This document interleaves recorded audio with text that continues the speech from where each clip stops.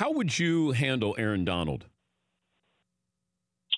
I would slide to him every play and double him every play. I would do what the Bears did on Sunday night when they basically took him out, and I think he had zero pressures. He did nothing.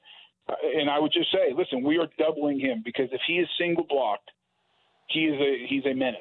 There's very few people that have single blocked him this year and done it effectively over 60 minutes. So you slide the center to him every time, and you just say, listen, wherever he is, we're sliding to him. We're going to double him. You tell the guard to overset him.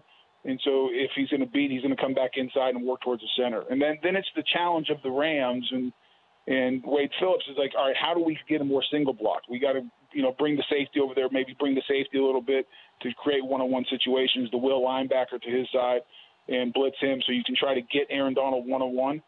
Because when he is, his win percentage is way over 50%. So, but there's there's a pride aspect though to this, Tony. That isn't there part of you that says, hey, I got him, or you have to put your ego to the side and say, let's be smart here. I'm going to need help on him. Yeah, I think as a player, you want to say, I got him.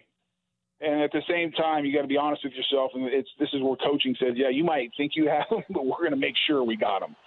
And so players, yeah, as a player, you go out there and say, I'm going to win the one-on-one battle. But that's the coach's job in understanding what a player can and cannot do.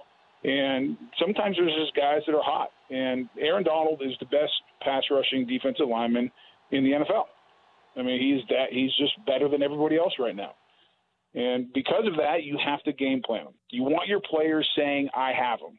Like as if I was playing against my back, no, I can handle them one-on-one.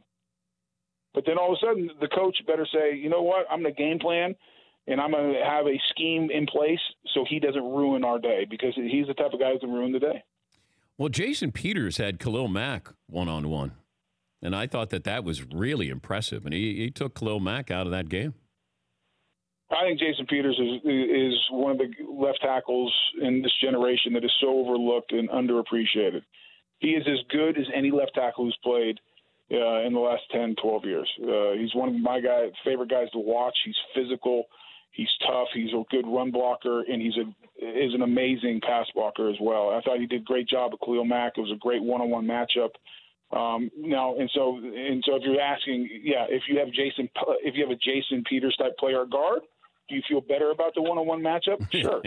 So if it's the Cowboys, with Zach Martin, and you say, well, I like Zach Martin against Aaron Donald, okay, then maybe you don't have to slide as much. The problem is they also know that, and Aaron Donald's going to line up on the left guard instead of the right guard.